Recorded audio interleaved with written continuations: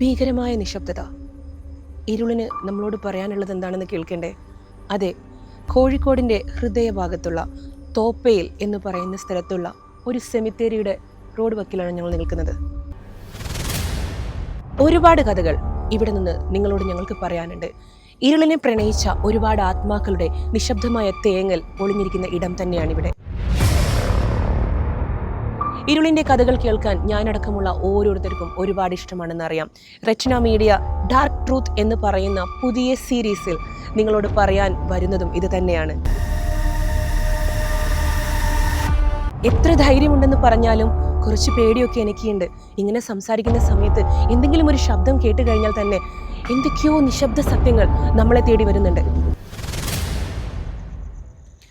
അതെ, ഇരുളിൽ മറഞ്ഞ സത്യങ്ങൾ വെളിച്ചത്തിലേക്ക് വരാൻ വെമ്പുകയാണ്. കേൾക്കാൻ നിങ്ങൾ തയ്യാറാണോ? ഈ സത്യങ്ങൾ തേടി യാത്ര ചെയ്യാൻ ഞങ്ങൾ ഒരുക്കമാണ്.